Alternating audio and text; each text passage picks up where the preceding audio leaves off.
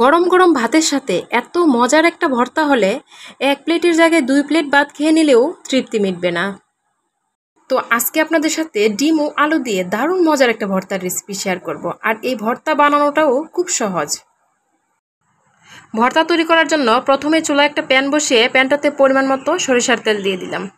তেলটা একটু গরম হওয়ার পর আমি এখানে আগে থেকে কেটে ধুয়ে রাখা আলুগুলো দিয়ে দিচ্ছি। আর আলুগুলোকে আমি এরকম পিস পিস করে কেটে নিয়েছি। তো এই পর্যায়ে দিয়ে দিচ্ছি আমি কিছু আস্ত রসুনের কোয়া ও কয়েকটা আস্ত কাঁচামরিচ। তো কাঁচামরিচের পরিমাণটা আপনারা যার যার স্বাদ মতো দিবেন, যে যেরকম ঝাল খেতে পছন্দ করেন। তো দিয়ে এরপর একটা ঢাকনা দিয়ে ঢেকে দিলাম। তো আপনারা চাইলে এই পর্যায়ে অল্প একটু হলুদের গুঁড়া বা একটু লবণও অ্যাড করতে পারেন। তো আমি আজকে আর করছি না। তো কিছুক্ষণ পর ঢাকনাটা উঠিয়ে আলুগুলোকে একটু উল্টিয়ে দিচ্ছি। তো এই পর্যায়ে কাঁচামরিচটা অনেকটা ভাজা ভাজা হয়ে গেছে আর রসুনের কোয়াও অনেকটা ভাজা হয়ে গেছে। তো এগুলো আমি নামিয়ে নিচ্ছি প্যানটা থেকে। আর আলুগুলো ভেজে নেওয়ার সময় চুলার আঁচটা কিন্তু অবশ্যই কম রাখবেন। তো চুলার আঁচটা কম রেখে 8-10 মিনিটের মতো ভেজে নিলেই আলুগুলো ভাজা হয়ে যাবে। তো আমি আবার সবগুলো উল্টিয়ে দিচ্ছি, এরপর ঢাকনাটা দিয়ে ঢেকে দিলাম। তো প্রায় 10 মিনিট আলুগুলোকে ভেজে নেওয়ার পর আলুগুলো সিদ্ধ হয়ে গেছে।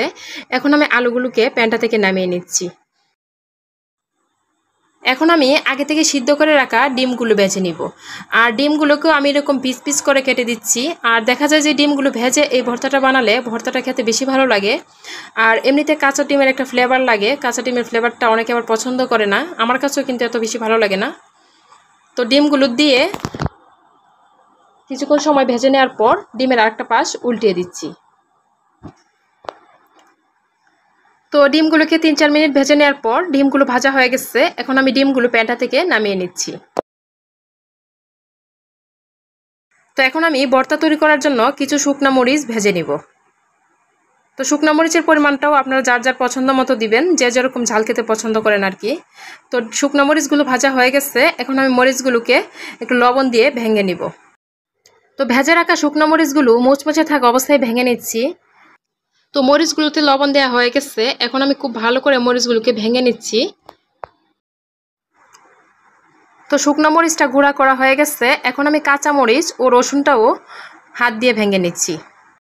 তো এই পর্যায়ে আমি এখন দিয়ে দিব কিছু কাঁচা পেঁয়াজ। অনেকেই আছে ভর্তায় কাঁচা পেঁয়াজ খেতে পছন্দ করেন না, তো তারা চাইলে পেঁয়াজটাকে ভেজে ভর্তায় দিতে পারেন। তো আমি কাঁচা পেঁয়াজটা দিয়ে খুব ভালো করে মরিচটার সাথে মিশিয়ে নিয়েছি। এরপর দিয়ে দিয়েছি আমি ভেজে রাখা আলুগুলো। তো দেখা যায় যে আলু যদি ঠান্ডা হয়ে যায় তাহলে আলুগুলো অনেকটাই শক্ত হয়ে যায়। তো এই জন্য আলুগুলো গরম থাকা অবস্থায় ভেঙে নিতে হবে। তো এরপর দিয়ে দিয়েছি আমি ভেজে রাখা ডিমগুলো। তো ডিমটা দিয়ে আমি খুব ভালোভাবে হাত দিয়ে ভেঙে মিশিয়ে নিয়েছি। এরপর দিয়ে দিলাম সরিষার তেল। আর তেলটা দেওয়ার পর হাত দিয়ে খুব ভালো করে মিশিয়ে নিয়েছি ভর্তাটার সাথে। তো আমার ভর্তাটা তৈরি করা হয়ে গেছে। তো দেখলেন তো আজকে কত সহজে এত মজাদার একটা ভর্তা বানিয়ে দেখালাম আপনাদেরকে।